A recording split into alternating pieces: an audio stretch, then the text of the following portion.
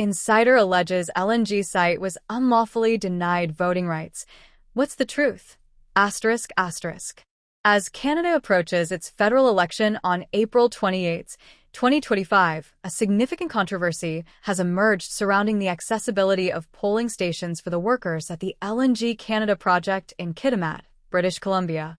Reports indicate that many employees were informed they would be unable to vote due to their remote work locations, sparking serious concerns about potential voter suppression and the integrity of the democratic process.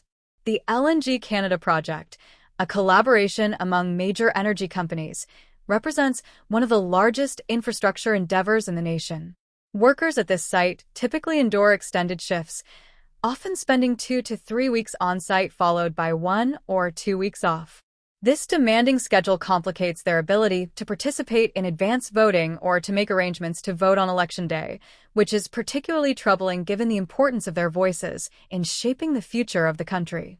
Leading up to the election, some workers were reportedly assured that transportation would be provided to polling stations. However, just days before the election, they were informed that only residents of Kitimat would be eligible to vote at those locations. This abrupt change left many workers feeling misled and disenfranchised, leading to frustrations about their rights as voters and the apparent lack of consideration for their circumstances. Dree Humphrey from Rebel News spoke with a whistleblower who described the situation as deeply troubling. The whistleblower stated, "We were told we'd be bused to the polls, but now we're being told we can't vote unless we're local. It feels like we're being kept in the dark." This sentiment reflects a broader concern among workers who feel their right to vote is being unjustly restricted, potentially undermining the democratic process that is supposed to empower every citizen. While these allegations have yet to be fully substantiated by Rebel News, they highlight a significant gap in the electoral system's ability to accommodate workers in remote locations. The fact that Canadian soldiers deployed overseas are provided with voting kits to ensure they can exercise their right to vote raises important questions about why similar provisions are not extended to domestic workers in isolated areas. This discrepancy suggests a systemic oversight that could disenfranchise thousands of workers who are crucial to Canada's economy. The political ramifications of this situation are substantial.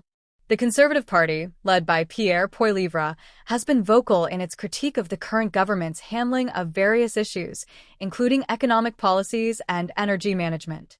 Poilievre has accused the Liberal government, under Prime Minister Mark Carney, of being out of touch with the needs of working Canadians, particularly those in resource-dependent regions. He argues that the failure to address these voting accessibility issues reflects a broader disconnect between the government and the workforce, illustrating a lack of understanding of the challenges faced by workers in the energy sector. On the other hand, Prime Minister Mark Carney, who ascended to office in March 2025, has focused on the necessity of tackling climate change while transitioning to a green economy. His administration has been marked by efforts to implement progressive policies aimed at reducing carbon emissions and investing in sustainable infrastructure. However, these initiatives have not been without controversy. Sectors reliant on traditional energy industries have expressed concerns that such policies could lead to job losses and economic instability. The situation at the LNG Canada project site underscores the complexities of balancing environmental goals with the economic realities faced by workers in resource-dependent regions. It raises critical questions about the inclusivity of the electoral process and whether all Canadians have equal access to exercise their democratic rights.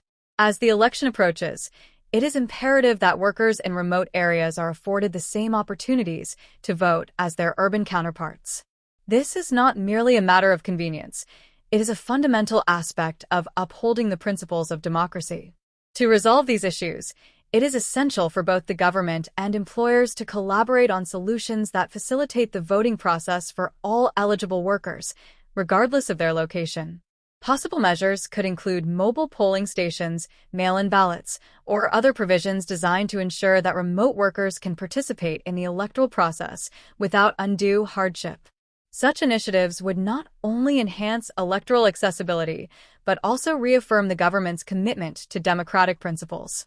In conclusion, while the allegations of voter suppression at the LNG Canada project site are concerning, They serve as a catalyst for broader discussions about electoral accessibility and the rights of workers in remote locations. As Canadians prepare to head to the polls, it is vital that every effort is made to ensure that all voices are heard and that the democratic process remains fair and inclusive for all. This situation presents an opportunity for meaningful dialogue about how to improve electoral access for all citizens, reinforcing the commitment to a truly representative democracy. The upcoming election will be a crucial moment for Canada as it seeks to address not only the immediate concerns of voters, but also the long-term implications of ensuring that every citizen, regardless of their location or occupation, can participate in the democratic process. As the political landscape evolves, the importance of addressing these issues cannot be overstated. It is essential for the health of democracy that all Canadians feel empowered to engage in shaping their future.